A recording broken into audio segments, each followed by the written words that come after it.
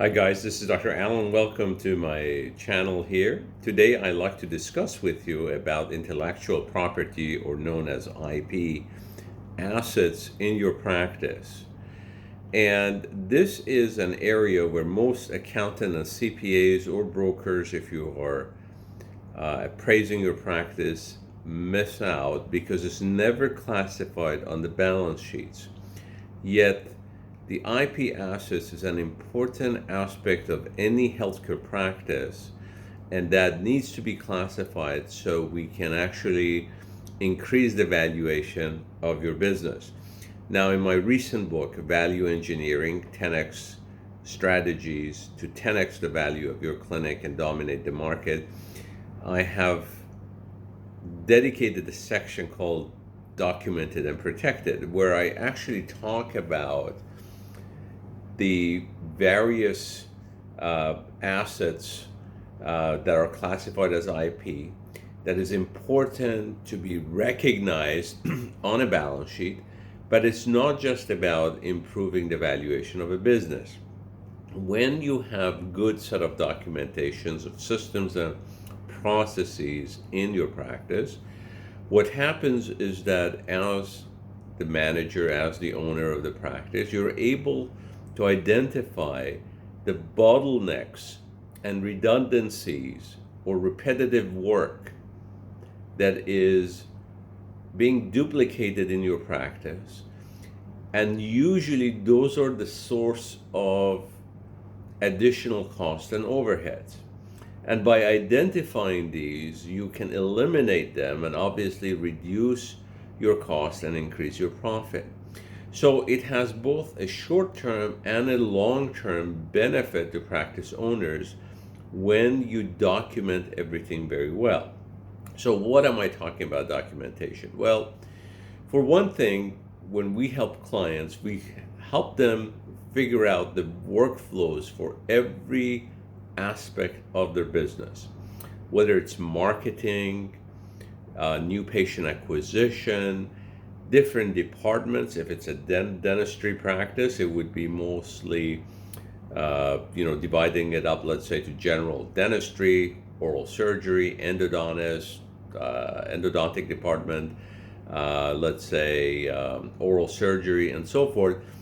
And you basically map out the workflow that happens in every department. Now, this is a huge task, and it does require some time and someone committed to it. So my recommendation is, if you have such departments in your practice, you have a multiple group dentist practice, to actually ask the dentist in charge of that specialty to write all this out.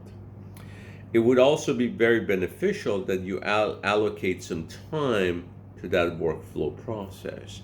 And then as an office, you can get together and kind of understand it, look through the areas of redundancies and repetitiveness, and be able to find a way to make it more efficient.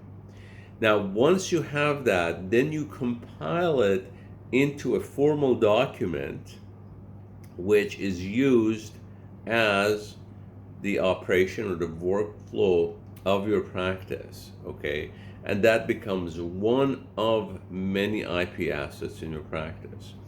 There are other things that are considered IP assets which are hardly ever recognized on the balance sheet, and there's a value assigned to them.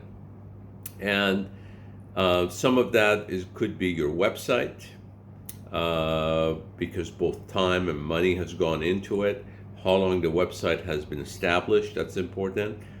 Your social channel followers, if a dental clinic has 400,000 followers versus one that has 500, definitely there is a different valuation matrix there.